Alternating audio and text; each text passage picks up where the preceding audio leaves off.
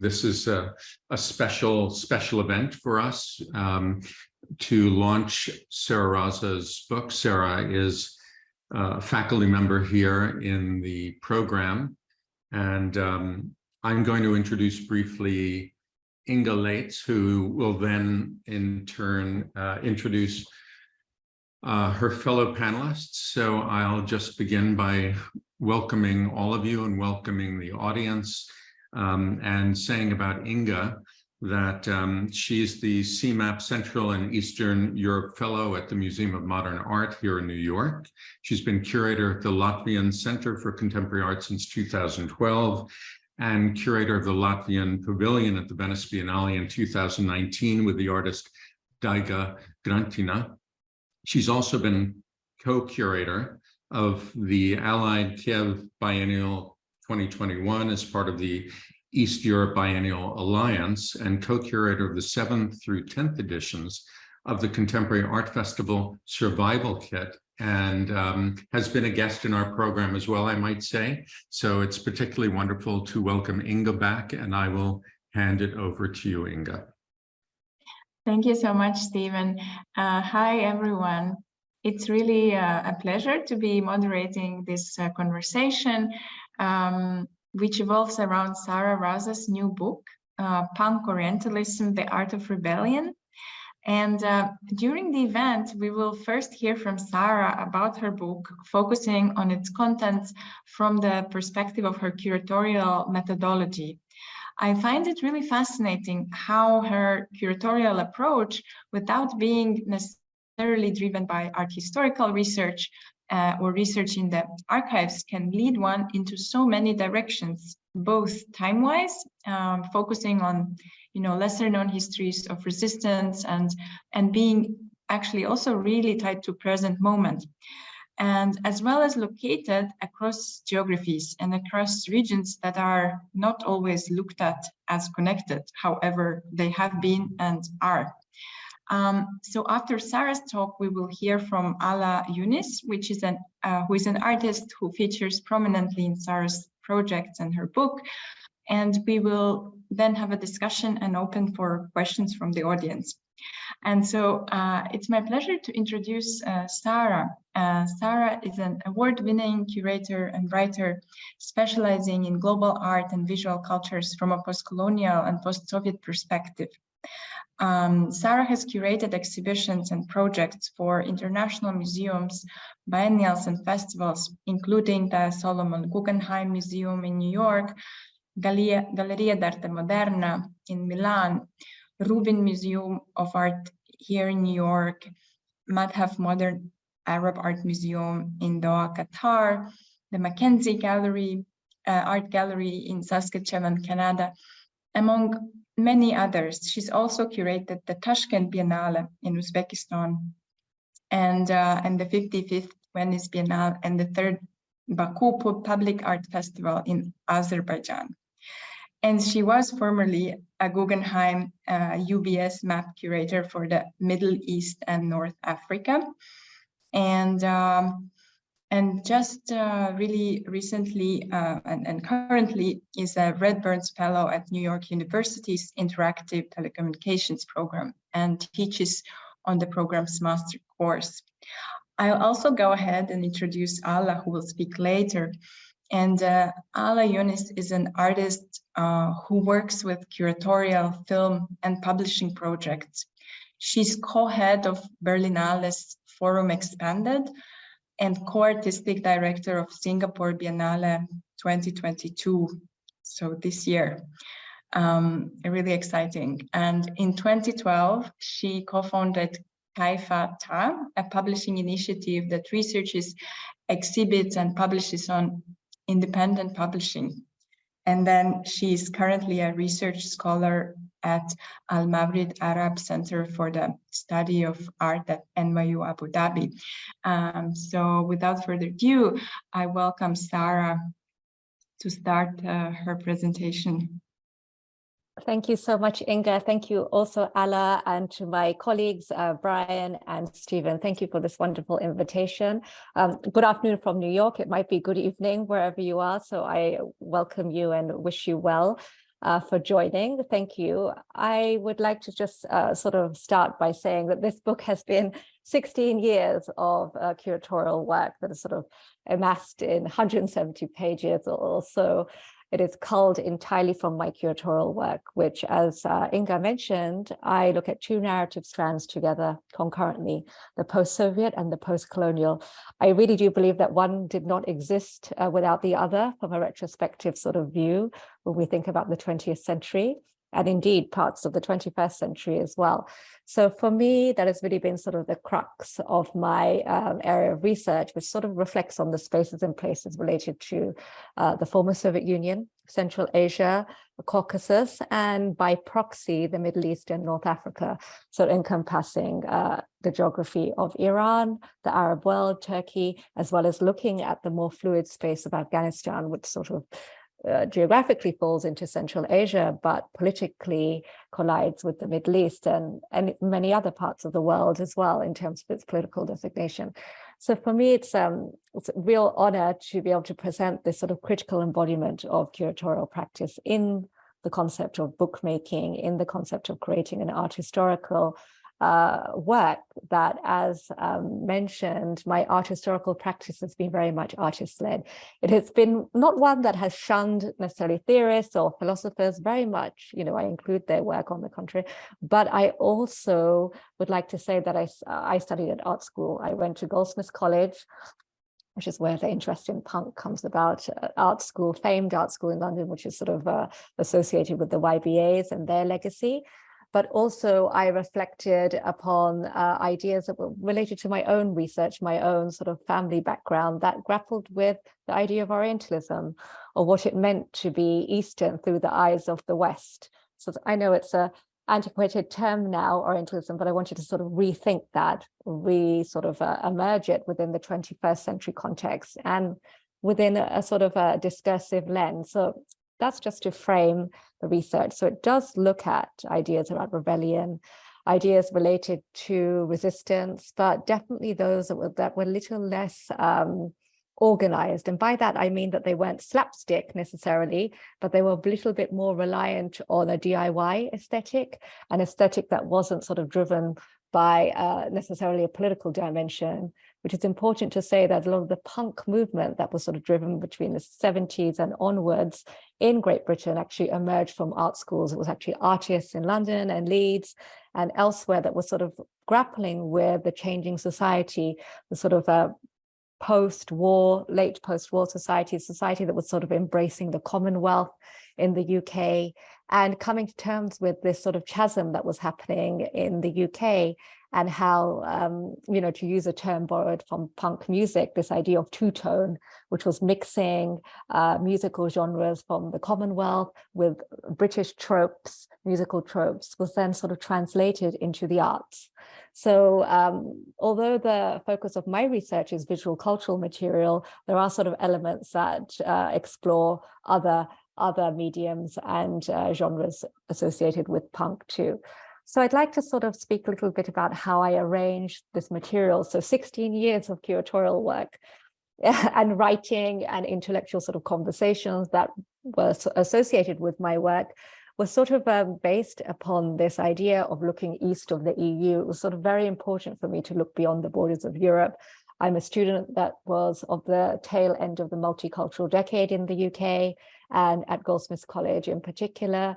So it was a sort of very interesting period. But I was also born in 1979, which was sort of a year of great interruption. So particularly for myself, as someone who's both Iranian and Central Asian, it was a phenomenal year in terms of the Iranian Revolution and then the Soviet-Afghan War that started that same year, and a lesser known incident known as the incident of Mecca, which happened in Saudi Arabia.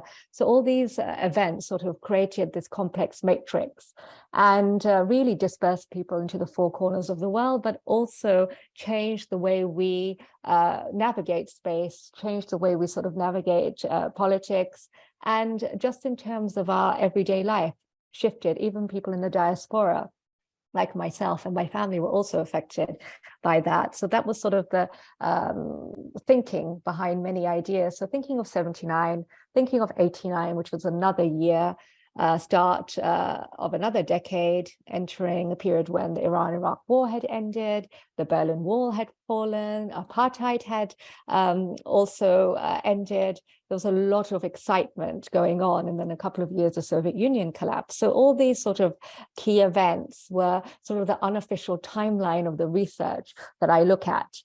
And then obviously a few years later, the internet came. And so when I started university, it was really that period of great excitement and prosperity. And then 9/11 happened. So really my research looks somewhere sandwiched between 79 and 2001. So there is that period that I loosely look at, and I follow of the artist's lead in reflecting on this period of history. Basically, the way I sort of organized the book was to sort of disrupt this very vertical understanding of art history as we understand it in the West, and sort of cut through that, both in terms of horizontally, but also diagonally, and to create a sort of more of a rhizomatic understanding of art and artist-led practices in particular, where past, present, and future somewhat collide.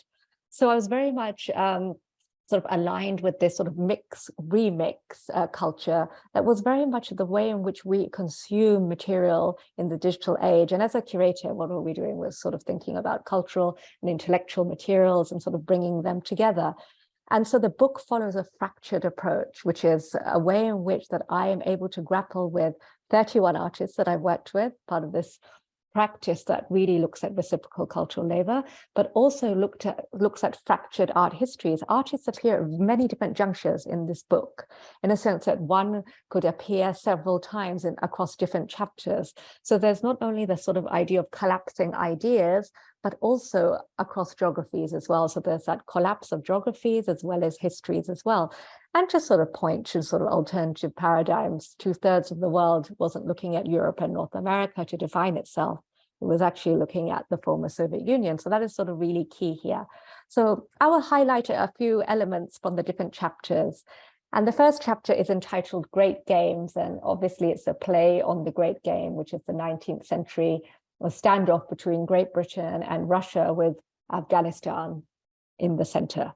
And this has sort of been reprised several times over history. This role was reprised again in 1979, then after 9/11, and then more recently as well, after the toppling and after the withdrawal of the British and American troops in Afghanistan last year. So very interesting sort of interplay with Afghanistan. And for me, that's very important, and it features in every single chapter. Afghanistan is present throughout the entire book as this sort of reminder. And when we think about games, we sort of start to reflect upon, obviously, geopolitical games, but those that are reflected in this sort of post-Commonwealth society that I mentioned, both in Great Britain, but also elsewhere as well, post-colonial discourses that's sort of running parallel. And I wanted to highlight a few works here. One by Reza Aramesh, which is a performance from the ICA from 2006, just sort of the reenactment of the changing of the guards, the protection of the monarchy. And those of you that are familiar with the punk, it was very important that it was a sort of scathing attack on the British monarchy as well. So there are very interesting sort of interplays that look at monarchic regimes, both in the context of the British, but also obviously the Russian imperial history, but also that in Iran as well, under the Pahlavi monarchy as well. So there are different remnants and reminders of this as well. Sort of God Save the Queen sort of subverts, and the Sex Pistols are obviously very much present.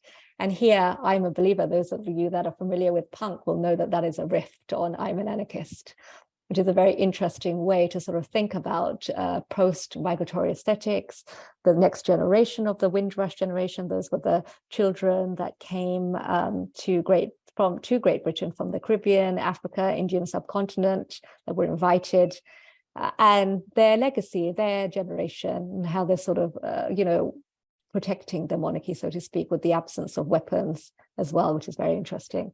And obviously Afghanistan always at play here. This is a Rubik's Cube by Bosin Meldibikov that is on the colors of the Afghan flag, sort of the 20th century all the way through from 19th century, 20th century, 21st century problem that no one is able to solve.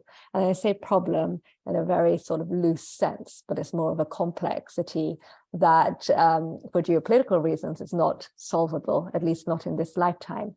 Then other ideas that meld not only art historical references, but those that look at more political references between proxies and the formation, like such as the space race or the support of USSR for space missions in, for example, Syria. This is quite a famous space mission by Ali Sherry on the right that looks at the role of Mohammed Faris, who was a cosmonaut, and he was given the highest civilian honor. Then works that look at recreation in terms of athleticism and the space race, but also here, this work by Ergin Shavashvili I want to highlight is looking at Duchamp's chess problem. And those of you that are avid chess players will sort of recognize that there's something not right here. The dark figures are actually doubled in this particular work. So those of you that play chess know that the white figure can attack from both sides. You know, it always has an advantage. So we start to see different games emerging and different power formations. Obviously, the shift of power between the West to the East as well is sort of played upon here. Other ideas go back to the history of imperial Russia, and particularly the fur trade, which was fueling the empire, so to speak, as well. And this is a work by Taras Makacheva that looks at illegal car racing in capital of Dagestan, which is now defunct, thankfully, but it is a very interesting sort of interplay where she covers the car entirely in fur, sort of a remnant, if you like, of this imperial history. Other chapters, and we will focus on this chapter a little bit more closely relating to the work of Ala Younis, starts to look at the very specific decade of the 60s and 70s, where there are sort of two poles. There is the Arab world, and then there's Iran. And during this period, much of the Arab world was sort of looking to the USSR as an alternative paradigm, much like the way Latin America and other parts of the world were looking at this new socialist ethos as another alternative, perhaps, to capitalism and Western discourse.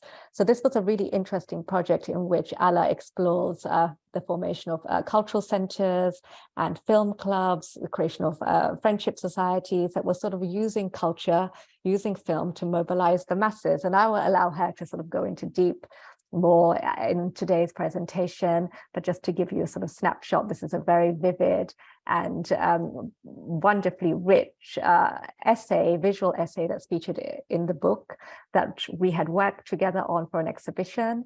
And as Ala's role is both artist and curator, it added a great depth and a richness to my practice to be able to work with her, both in this context for an exhibition that we did in Saskatchewan, but also for our Guggenheim project as well. So I sort of see my relationship with artists as a curator as being one based on reciprocity. And then conversely, as I mentioned, the Arab world was sort of under the, let's say, the visual, cultural, and other influences from the Soviet Union. But Iran at that time, during the Pahlavi reign, was really much the eyes and ears for the United States and its allies on the Caspian shore. So they were basically acting as a buffer. So the chapter really explores the way in which the CIA in particular had a role in supporting cultural initiatives in Iran. And it was also a way to survey, but also infiltrate, to mobilize the masses. And these are works by Farhad Irania that are embroidered works on cotton Ida. And in these particular works, they're looking at Martha Graham's visit, her dancers and her visit to Iran, and the way in which even they visited the city of Abadan, which is where the oil fields are.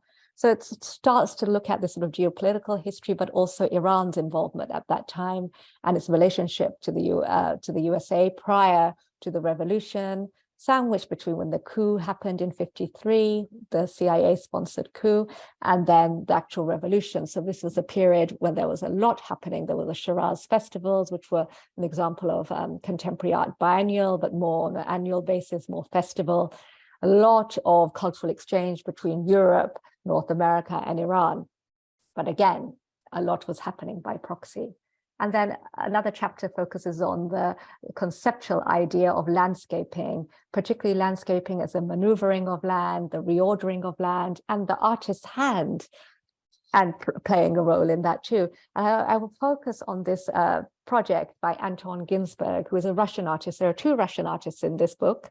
I must add that it was important to have that additional voice here as well. And this is a project that focuses on the Aral Sea catastrophe, and it looks at the transcultural history of cotton.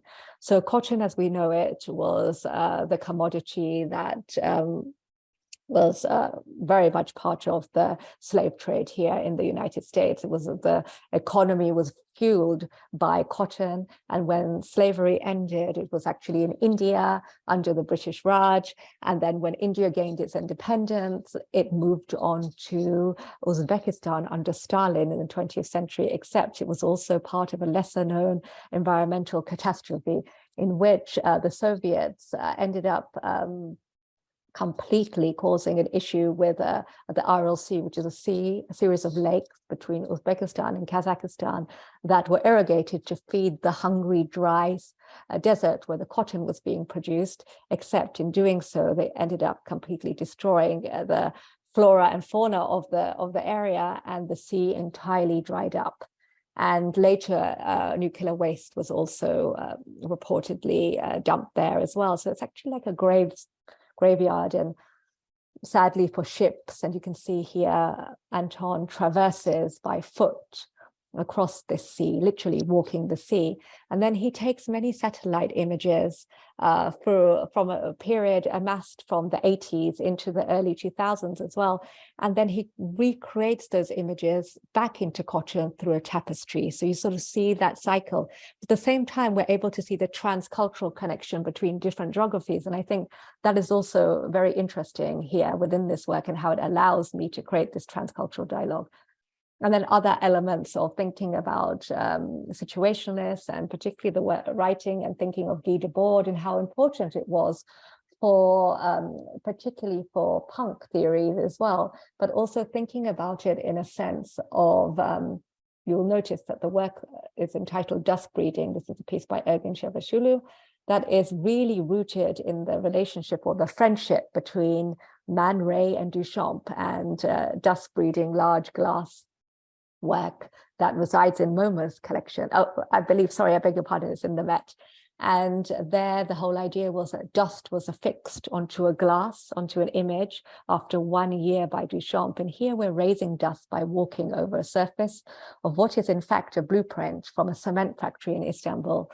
Istanbul still going through its industrialization. It has a very interesting sort of history here to think about this building, which is both vertical and horizontal, and the sphere. The building is actually called Noah. So again, conjuring up other ideas around migration. I've shown this work in multiple geographical settings at the Guggenheim here in New York, but also in Milan, in Dubai. Each time its references change.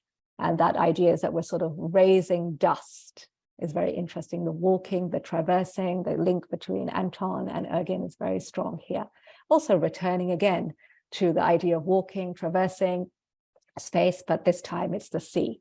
And this is a work by Lida Abdul, in which we sort of see a figure of this protagonist, this man trying to plant a flag inside the sea, but obviously it's futile. There's no sea in Afghanistan anyway. This is a lake, but the whole idea remains that how do you assert some sort of nationhood in a country where there is a complete lack of political and social equilibrium? And then moving on, we start to think about the hand of the artist. So again, very present, and the positionality of the artist as a whistleblower, one that reveals a history. We often think about whistleblowers when we think about people like Julian Assange and others, the WikiLeaks, but how does an artist reveal a history? Because what they give us is an alternative vista into what constitutes as real, and can then reveal both nefarious regimes as well as those that are on the sort of periphery of something to reveal. And then this is a work by two works that I've contrasted here for the presentation by Mitra Tabrizian, who is a British Iranian artist and filmmaker based in London. And here I have juxtaposed two works. First is one of her earliest works entitled Surveillance, produced in 1989, completed in 1990. It's the analog era.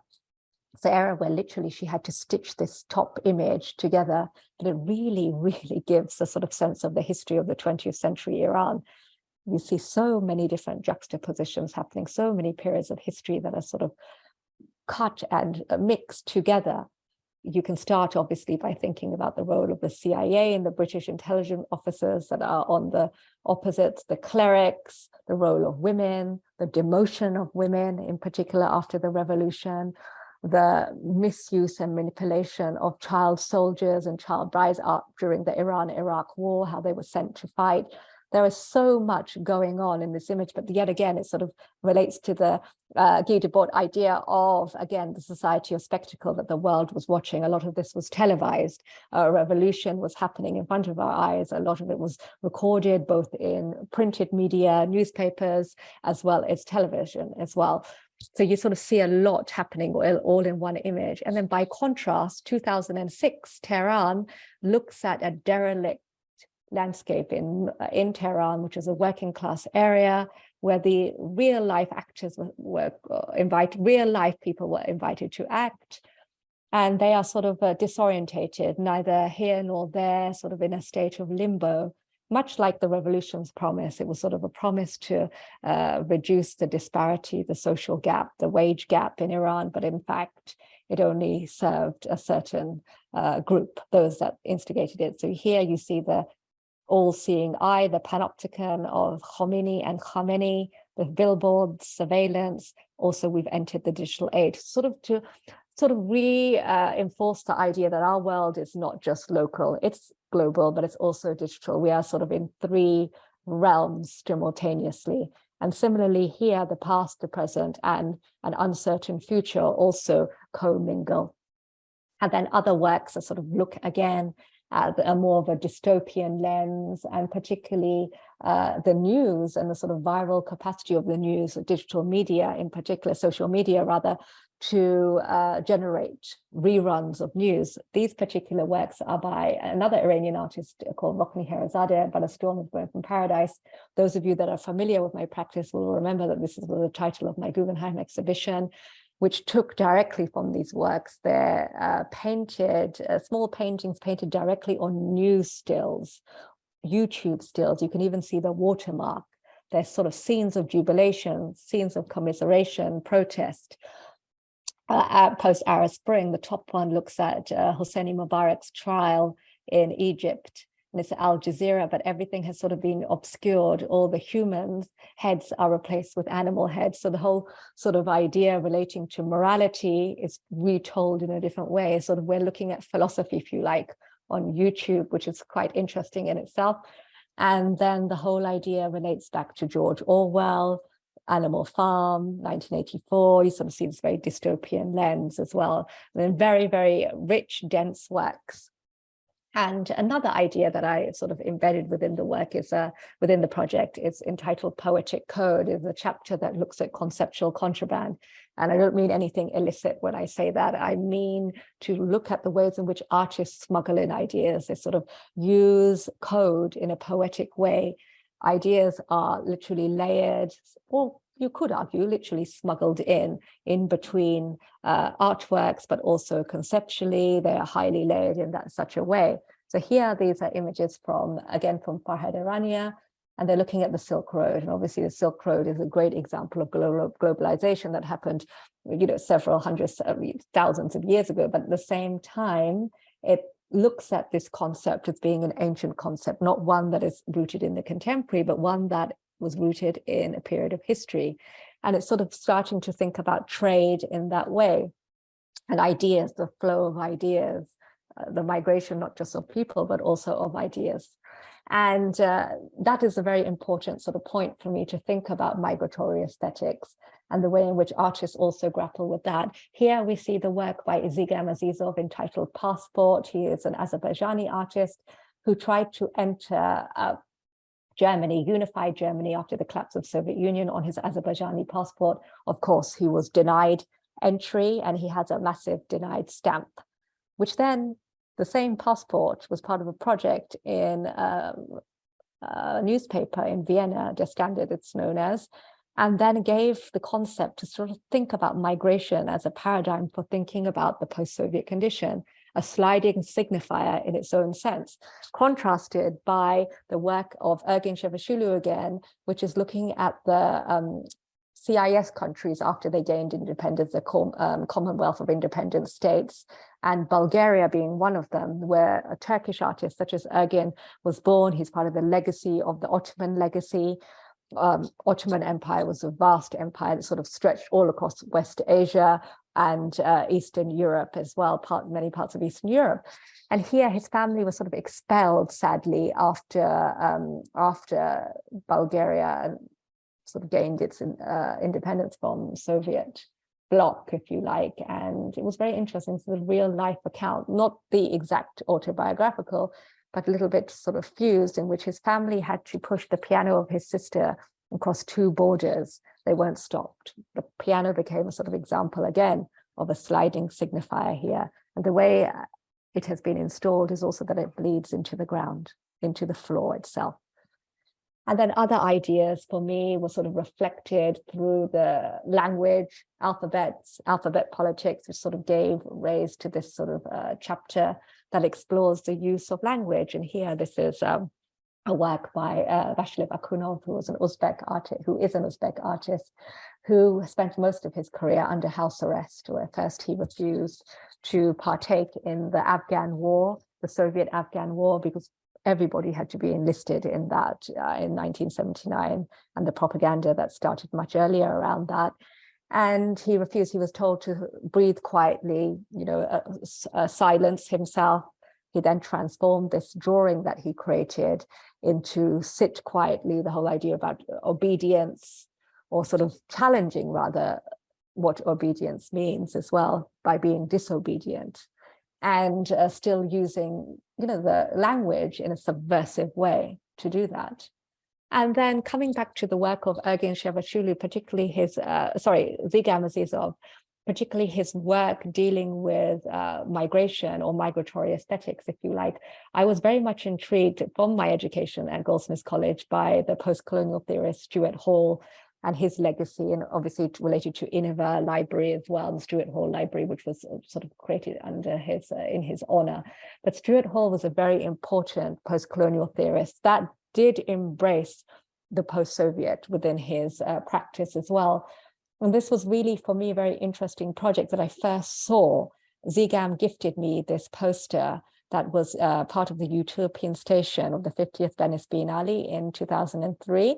And it started making me think a little bit more about these double strands, the post-colonial and the post-Soviet sort of running together. And I was always grappling with the limitations of Orientalism.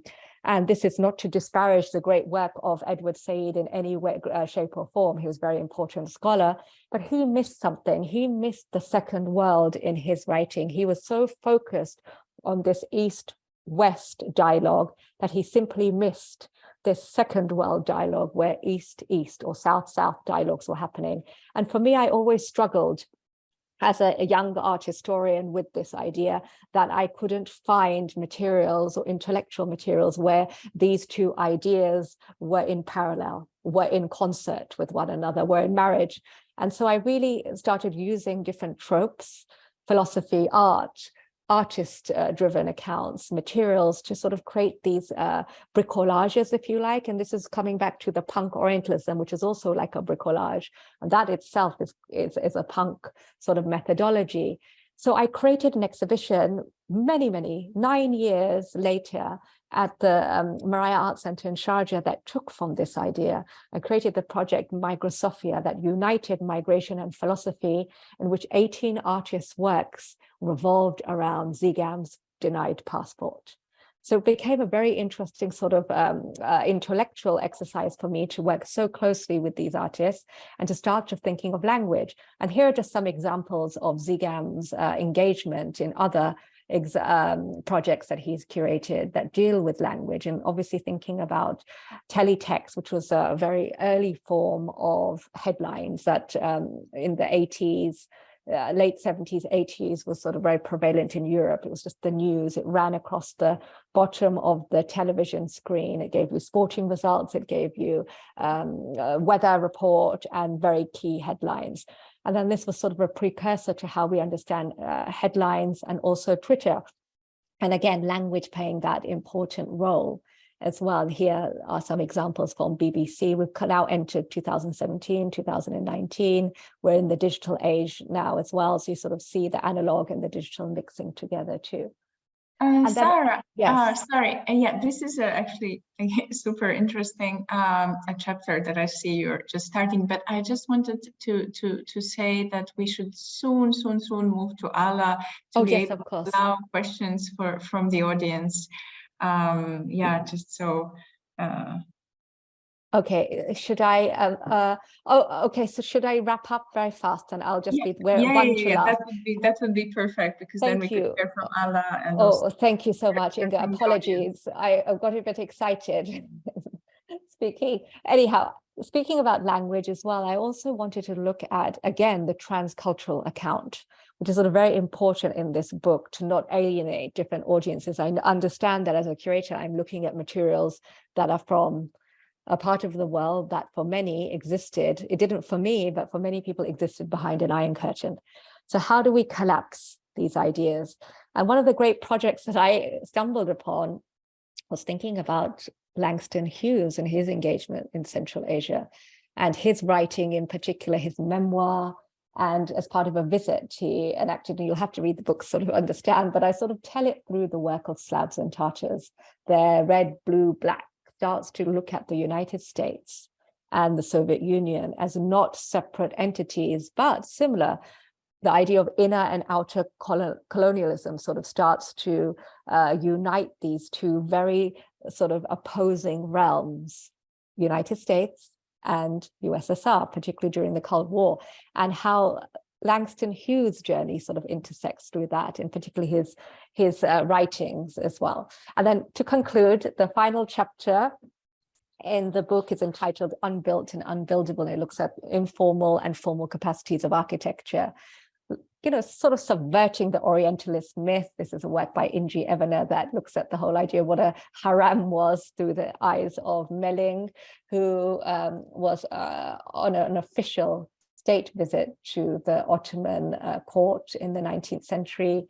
He portrays an image of a harem like a prison, which is very interesting. And then here she subverts that idea by including an animation, a filmic animation of all kinds of subversive acts happening by femme and feminine identifying people as well. And thinking also about monumental history, I will conclude on this now, is how we start to think about the history of monuments in the making and unmaking of state narratives. And these are just some examples of how the changing hands of architectural monuments has affected art production, or rather public art production in the region, and how that sort of commemorates a very particular ideological moment. And you know how that also relates back to the US is very interesting in terms of the Confederate and the monuments associated with the legacies of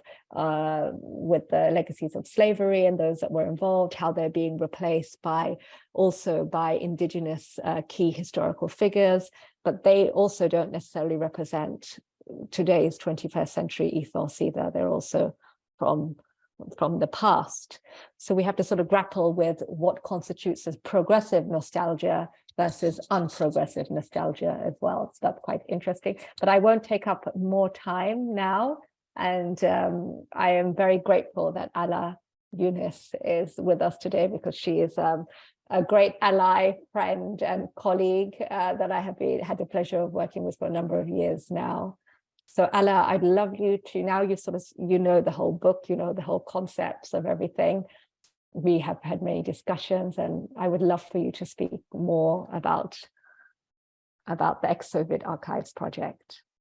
Thank you very much. Thank you very much, Sara. It was great to hear you speak about the book. I mean, we've had these conversations, similar conversations, where you spoke about certain chapters of the book, but it's amazing also to hear you talk about it.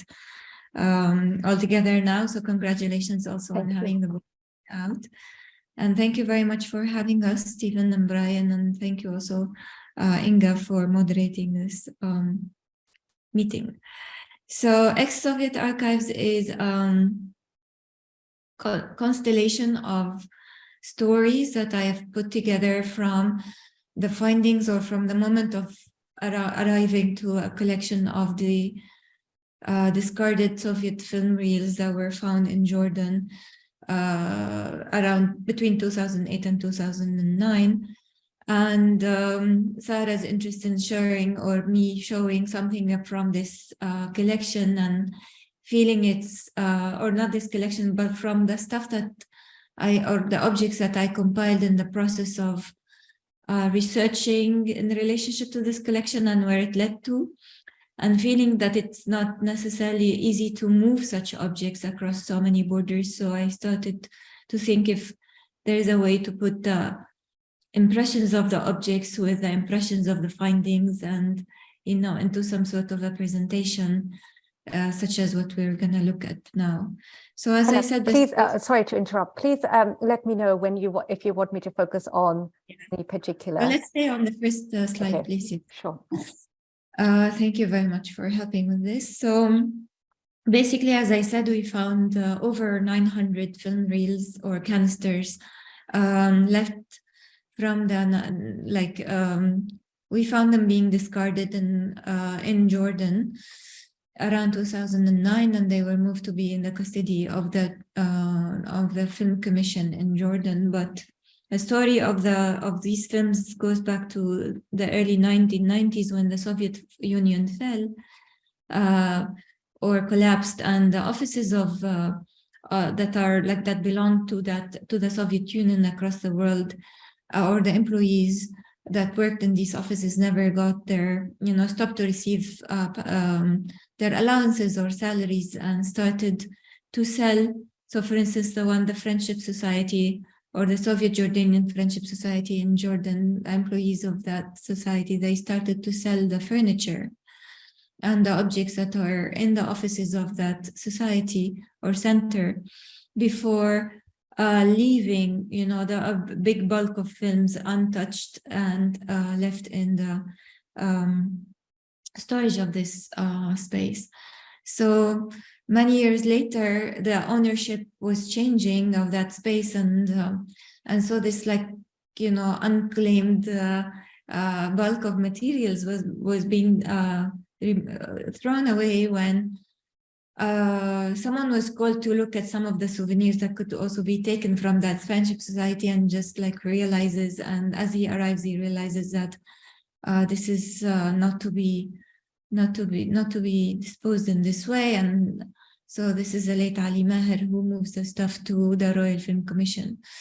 And a few people have worked on this project, such as Matthew Epler and Kay Dickinson and many. But I was invited or brought on board of this project by Orientalism Khan, my friend, and she's a Jordanian artist who, together we started looking into what is this material that is available for us as a celluloid, legacy, and how do we access this material when we do not have necessarily any projectors that would fit to watch, the 35mm films or the 16mm films. But at the same time, we are eager to know what is this. Anyways, there's a lot of stories on how the canisters were identified through collective efforts that were led online. But at the same time, what we were trying to do together with me and Orientalism, we were visiting the places where the new storages of these canisters, and trying to look at whether the canisters or through the materials themselves. And we were sometimes lucky because we would have, both of us, we do not speak Russian, but we would have, I don't know, the person who was appointed to open the door for us would have studied in Ukraine or Croatia and would speak Russian and would translate for us while we are there. So it was just sometimes by a matter of luck, sometimes by really spending a lot of trying to find the help that we need to look at these materials. And we found, or not just us, like that, in general, there was 5 or more of the earliest films that were produced in the history of Palestinian Revolution cinema. And we started like at this moment to get off the track by basically trying to understand why these films were there in this collection. And we started to meet, let's say, the wife of the filmmaker or the daughter of the director of photography, and try to figure out what are these relations and what's the scene was like, in the 60s and 70s when these materials were being screened. And so there was, yes, like besides the Friendship Center, which also there was also the Cultural Center that taught language and Russian language and all of that, but there was also cinema clubs in Amman, in Jordan, that were, taking or choosing or making their choices from these materials, which were either translated or subtitled in Arabic or dubbed in Arabic,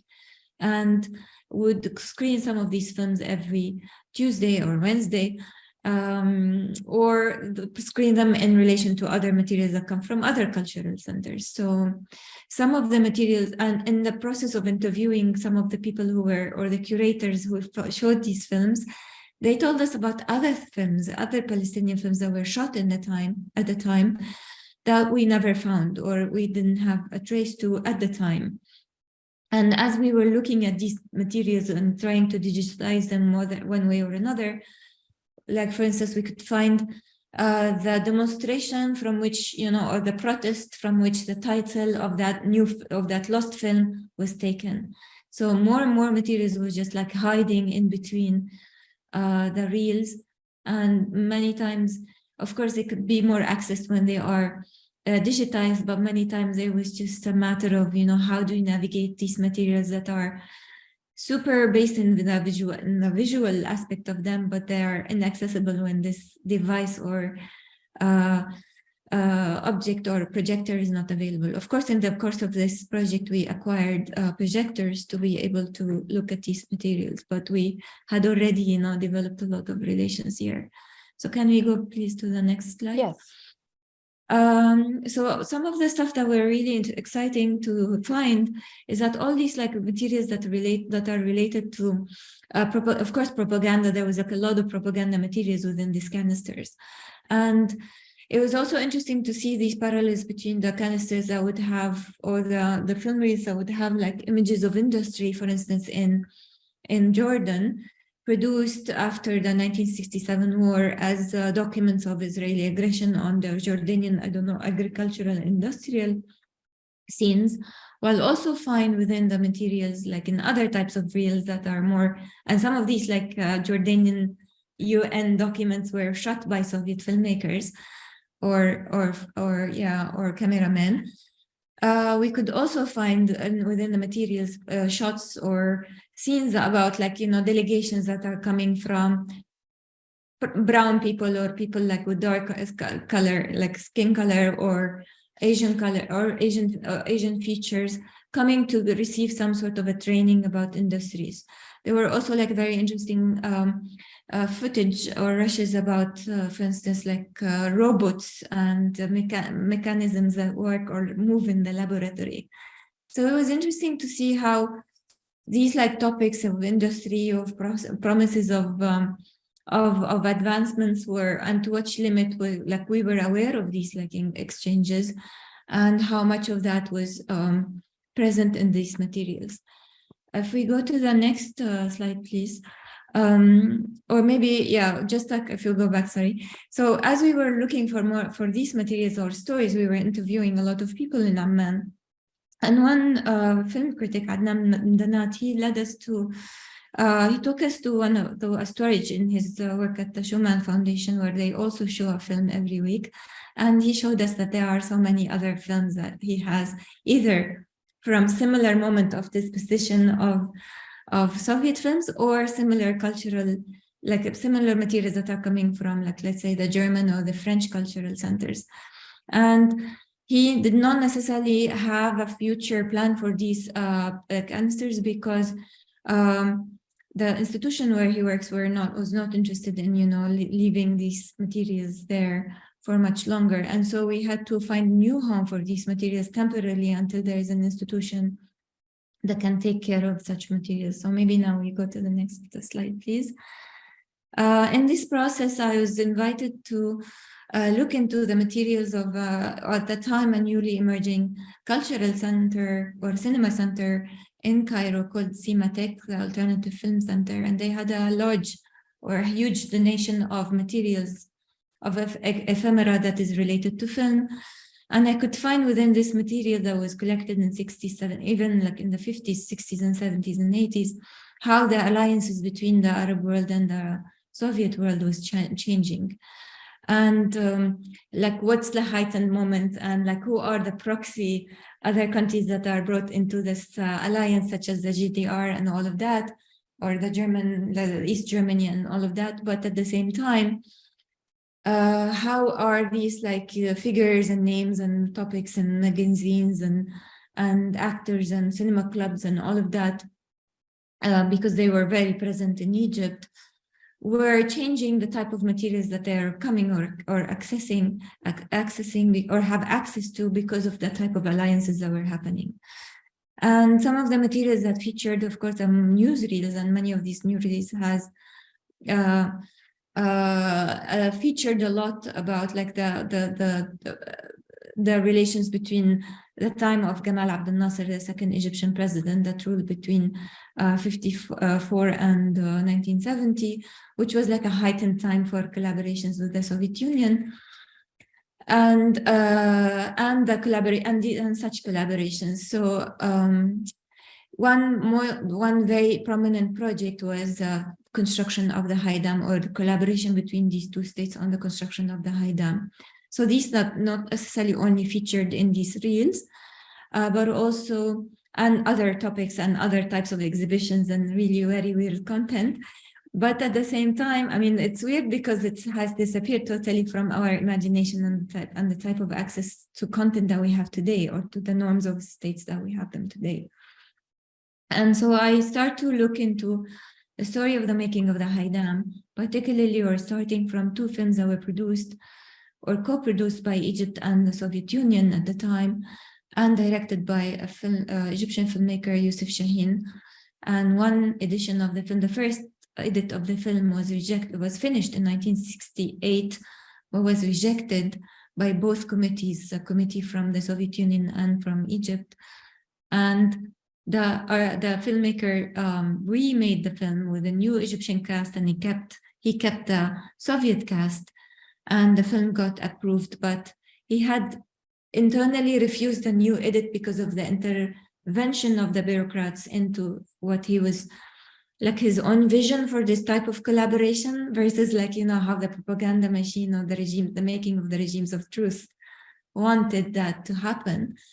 And he deposited a copy of that film in the French laboratories, or left a copy there basically, only to after the collapse of the Soviet Union, he said in one interview that he is so happy that they are so busy now with their thing that they will not pay attention to, the film that he produced or that he made, and that now he can just bring out the original version of the film that he produced.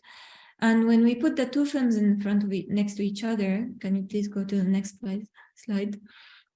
We start to see how the relations of, the interventions of the bureaucrats, the state, the propaganda machine, what image wanted, the Soviet Union wanted from this film to have of it in the Arab world circulating, but also bringing that film to hundreds of thousands of, spectators in the Soviet Union, if not more, versus the limitations of such collaboration, projecting or showing this film, because it was produced on 70mm cinema scope, which had very limited projection opportunities in or places in Cairo or in Egypt altogether, and how the politics after 1967 has changed, and moreover, after the death of Gamal Abdel Nasser, to the point that it kills the film rather than gives it a life after it's finished and released into the public. And there are many stories in this, and these are in another project that I produced that is in a series, like a series of interventions and lectures and exhibition interventions called the Haidam project. But there was also two literary works by Sonal Ibrahim, who was a communist writer who was put in prison, political prison, between 59 and 64. And he was acquitted from prison along with other communists because of the visit of Khrushchev to Egypt at the time to celebrate some like an important moment in the history of the Haidam. So basically, the life of this political prisoner turned writer who was also a political prisoner does not stop or change only when he is acquitted, but he also goes and visits the Haidam site and writes on the truer relations. Okay, there are these two figures or two states doing this collaboration, but on the ground, there are all these like engineers from both sides, the builders, the workers, the service providers, and all the other world like services that were at play on the same site. And so these like literary works allow us to understand more and more how these like politics on the ground were happening. So some of the stuff that are in the research, that I've done focus on this like literary works by Sonal Ibrahim, and kind of also draws or a lot of inspiration from the spirit of trying to make a work of writing that has a unity, some sort of a unity with the shape of the construction of the Haidam as he wanted. And maybe the last slide is on why was all of this anyways interesting for me to look at anyways. It was because I grew up in Jordan at a time when there was not enough like visible ties with the Soviet Union at all, or with Russia, or that part of the world, although there were a lot of people that I know, or that I have know people who have studied there or had come back from their studies there. And if I the only first vivid memory of knowing of what is the what is the Soviet Union and its machine was through the teaching of the Animal Farm a novel in the final year of secondary high school or the high schools, where there was a very particular analysis of the character of the people who appear in the story, who that reference Stalin, Trotsky, Lenin, all these figures, in the very particular definitions rather than really analysis of the novel or the characters in the novel. And it was with this project that I started really to look into more of the references of the people that I've studied or that I was following the work, and I would have one way or another a reference to, or an impression, and the work was affected or kind of a result of a conversation with that work, including the work of Zaha Hadid, or artists from such as Mahmoud Sabri from Iraq, or other artists that have, or writers or architects that have one way or another a relationship to that, to an influence, that they draw an influence of some sort. And with that comes another type of interventions that I want to also, that I allude to in a way, one way or another, in this summary of the history of the ex-Soviet archives, as I call them.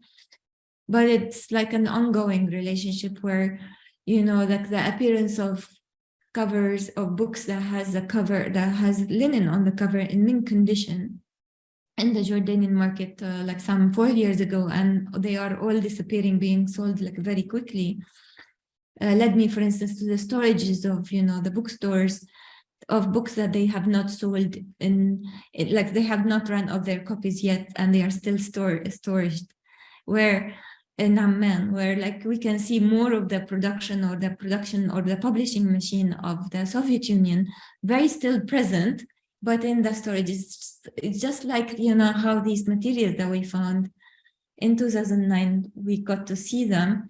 We can still infiltrate, like, you know, these storages and kind of like rebuild a library of the books that we have not read one way or another. At least I'm speaking about the generation that I grew up with, or to be part of in Jordan. So that's it. Great, thank you. Great, thank you so much, dear Sara. Thank you so much, Ala. So basically, since we have 30 more minutes on this Zoom call, I would encourage everyone who has questions to either write them in the chat, think about them, or even you can also, raise your, put your mic on, camera on, and also ask the question.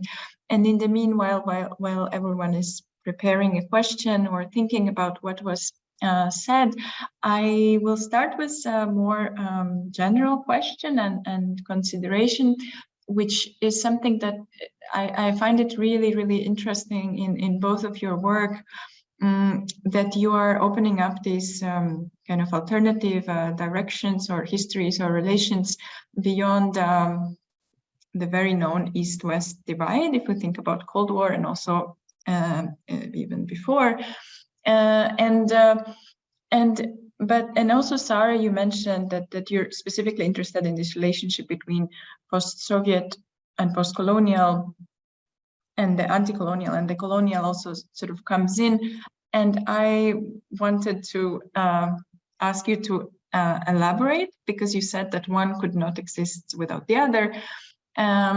And also, how do you think about it in that relation? And maybe that is also a question to Ala, because for me, coming from Latvia, it was first sort of a discovery, like there's this whole history, how Soviet Union was involved in, or Eastern Europe, also in larger sense, involved in the global South, in Arab world, and actually through that support, was very much involved in the anti-colonial struggles across Africa, for instance. And so how to see it as very emancipatory, socialism is very emancipatory on the one hand side, in one site, in one area, in many areas actually, and on the other hand, being, oppressive in the Soviet Eastern Europe itself at certain, moments, and and you could also argue that for the whole, time when certain countries were occupied, and how to sort of, also see that question. But maybe to start really between this kind of, on this relationship between post-Soviet and post-colonial and the time. I think it's an excellent question, but from my own sort of research, the colonial was always the East, Europe versus the East. It was very much a clear-cut sort of a polemic, if you like, but more something a bit more looking at a discourse that was extremely polarized. So you have West and East. So when we think about our studies of colonialism, it was something that was very much clear-cut, divided as such, that this was a part of the world that had to be colonized. It was, extraction, so forth, but often it was a European exercise. It was sort of, again, also rooted in our definition of Orientalism, or the original definition of Orientalism, was that it was a very much East-West discourse. I was always more interested in troubling that a little bit. How can one colonize oneself, for example? How does forms of inner colonialism sort of exist? And the USSR was a very interesting example of that, because historically, it resettled populations and moved people around in a very interesting way. So there were dialogues happening, for example, between ancient Mongol communities and Muscovites for centuries. So there was this sort of movement and flow of ideas and people happening for several centuries prior to the advent of the USSR. And with the advent of USSR, it wasn't so much of a colonialism as rather an imperialism, because it still allowed certain people from the republics to still govern themselves to one extent. Of course, they were not always given access to the same amounts of, commodities, as were being controlled by the Soviets. There was still sort of a headquarter in Moscow, but there was still this confluence that was very different to this completely removed idea of West and East. So when, for example, British came to India, for example, not only was that geographically extremely different for them, linguistically, culturally, racially, it was all extremely different. But in the case of, for example, the Soviet system or the USSR, there was already this confluence for many, many centuries. So this was really my first instance or first interest in exploring this East-East dialogue.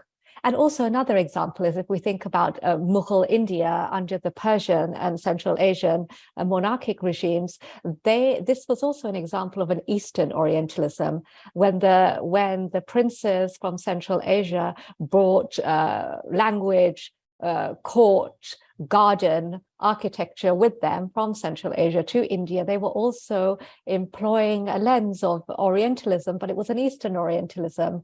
So there, for me, it was more interesting to start looking at these dialogues as opposed to this one that we're always accustomed to, which was the East-West. It was always driven by British and European entities. I was more interested in that angle. And that's why, for me, it was impossible to think about the post-colonial without the post-Soviet. But then going back to it, the history of confluence and a history of separation, a history that's sort of disparate.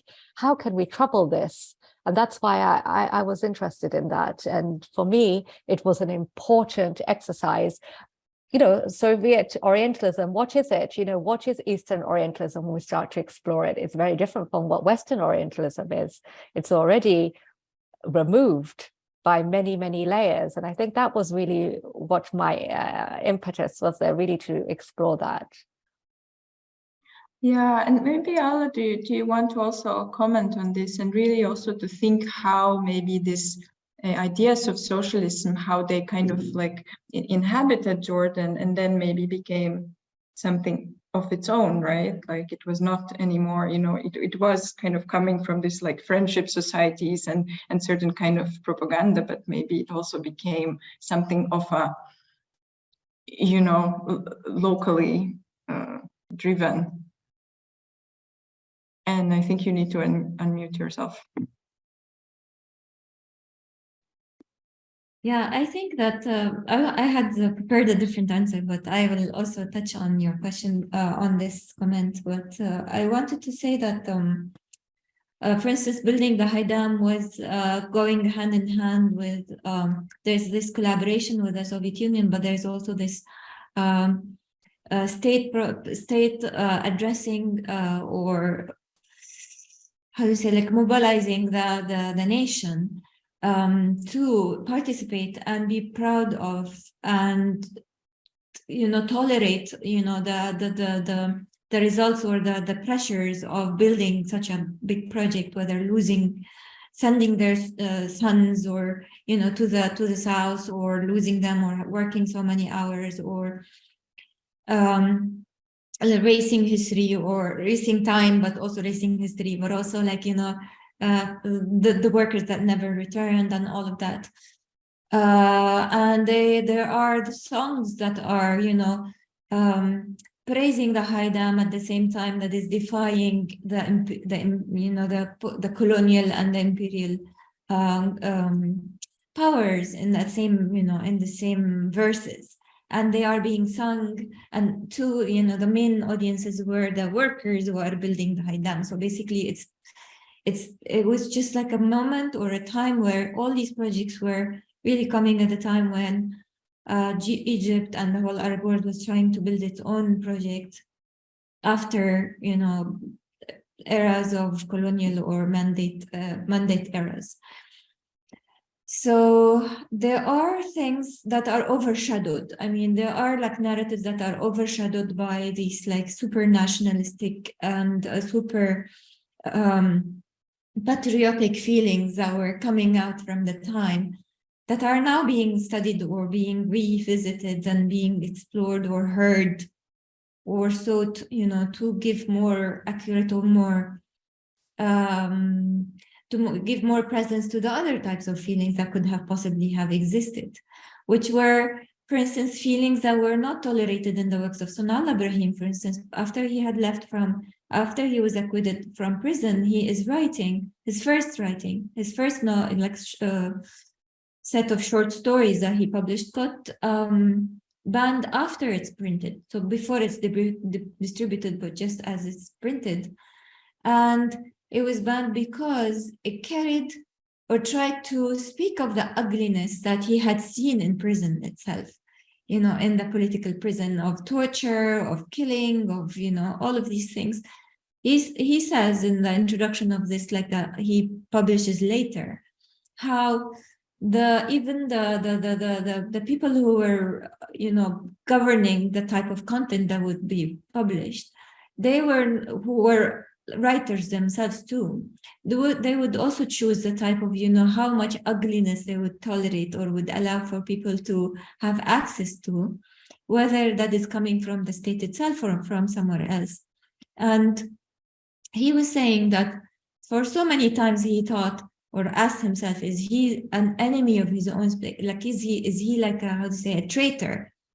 If he is criticizing a system that is liberating, but at the same time torturing its own people, what is it what is this relationship that he can have, and how can he articulate it?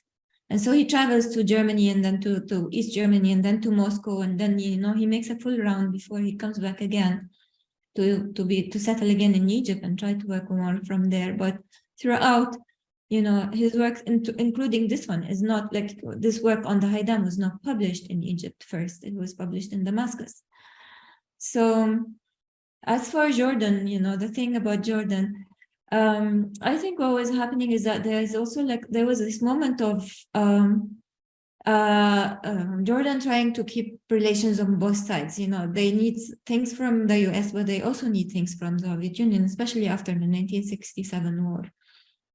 And there are the image that was on the first slide was of a royal visit that was paid by the King Hussein, the late King Hussein, to the Soviet Union, and he's seen putting flowers on Lenin's grave, or shrine or memorial. And that's that's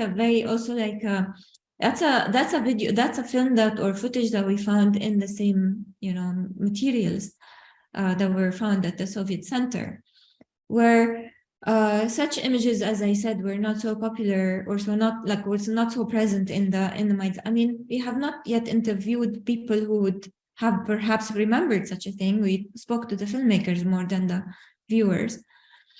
But it was interesting, to start and look for the materials that are written on the Jordanian-Soviet friendship, and to try to reconstruct that or kind of trace that in wherever it's available in terms of whether oral or written history.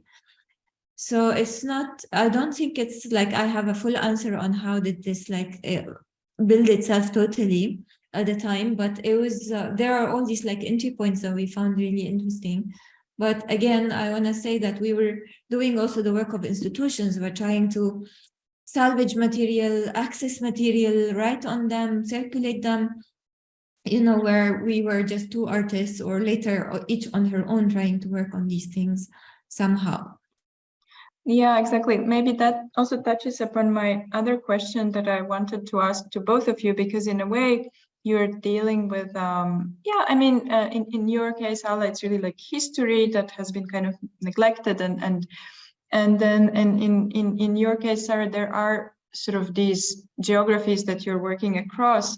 But what I've noticed, in my work, coming from the Baltics, and even though we were in the same country with Central Asia, the infrastructure to collaborate doesn't exist anymore after the collapse of the Soviet Union. So it's really difficult for me to, let's say, do a project, with Central Asia in terms of really what are the, flights there, what are the resources financially, and so I really think that there are different kind of very practical, and I think it's also interesting for in terms of curatorial, that you would like to build or institute a certain kind of other internationalism within your practice in one way or another. But for instance, probably institutions and funding structures don't really support that. And I wonder, how do you think about that, and how you actually like manage to overcome that? Because it's a very good question, but mainly because I was more aligned and attuned to artists. So through the many of the art spaces that I worked with were artist run. They're artist-led, with the exception of perhaps some of the work that the George Soros Foundation, the Open Society Foundation, did after the collapse of the Soviet Union, or the Hivos Foundation, which is a Dutch foundation in Central Asia. It was really pockets of artists that were establishing from their studios these artist-run spaces. So I took that trajectory. Obviously, you're right. It was about infrastructure that wasn't obviously mirroring how it was here. But anywhere where there's been like a culture of interruption, if you like, is going to obviously affect the formation of structure as well, in terms of how ecosystems are built. And this is why the artist's hand is really, really key and really important, because they're taking on multiple roles. So that was my entry point, always with the artist. And this is why it sort of helped form the structure of how I go about my practice as well. But for sure, it really relied on this network, on this relationship, because obviously everything is based on networks anyhow, but this was very much the case in my practice.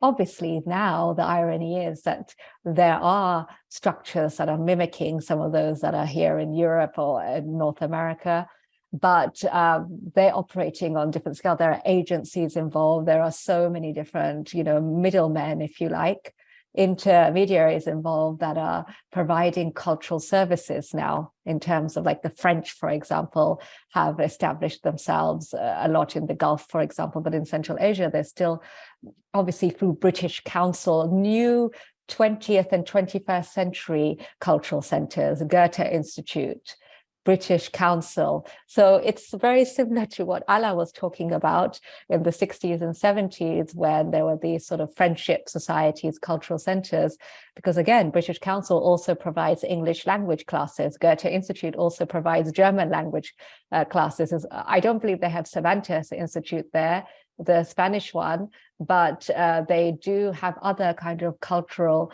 arms which are coming from embassies. So it's a similar sort of pattern, if you like.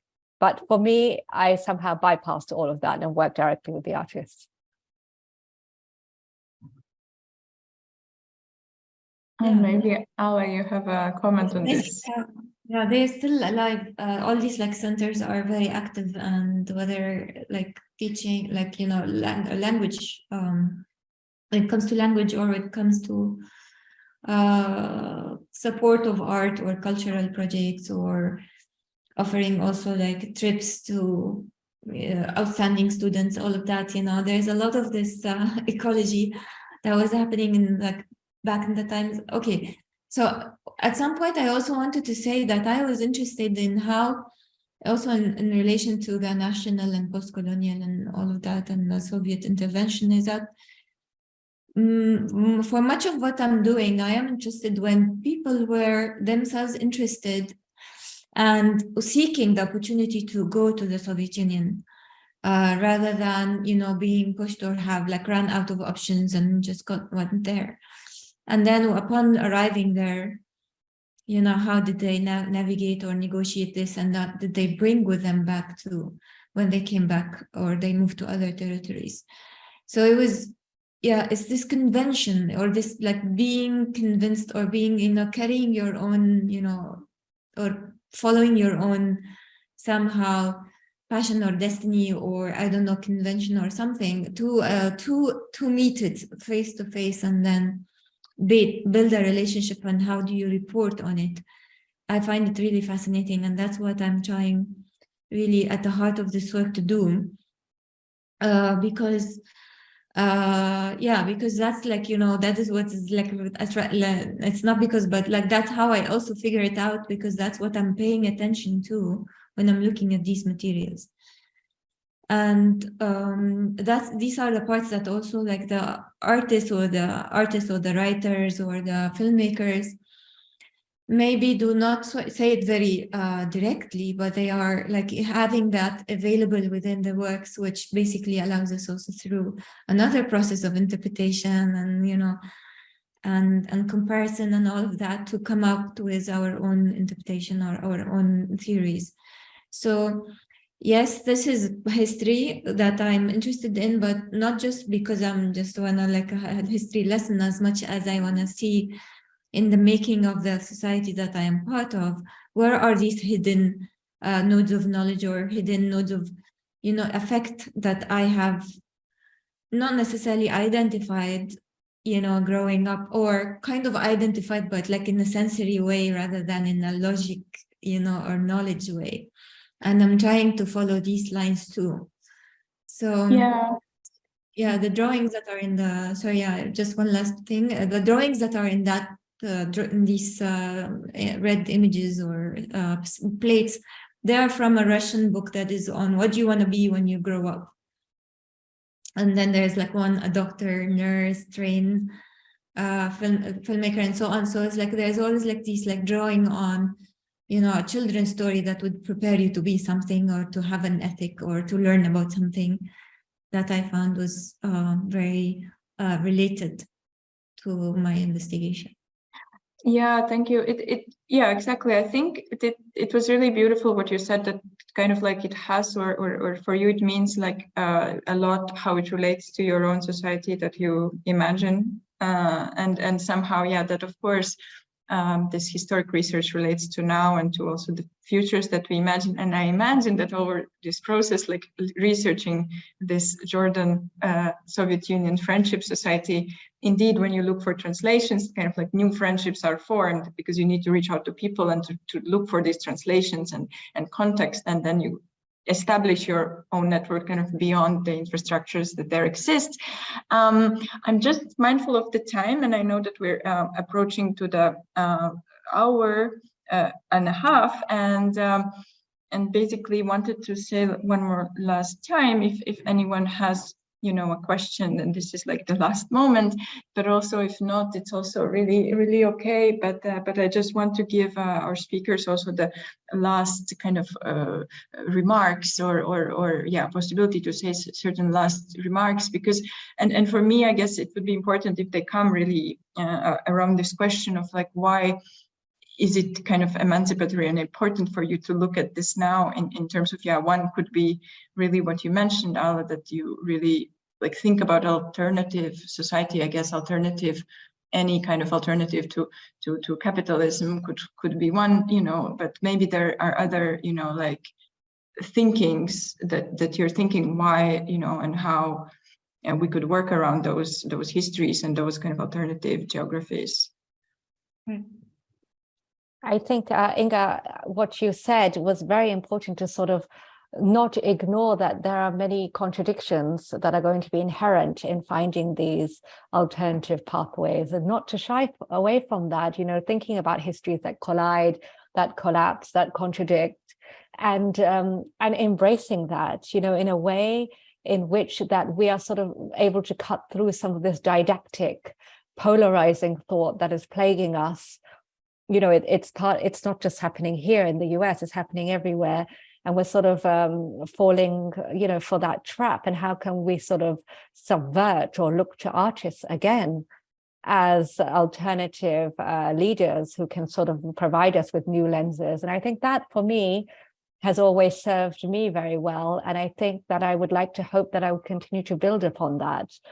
Just in terms of thinking about the convoluted nature of history or art histories in general, I think that would be for me the only possibility.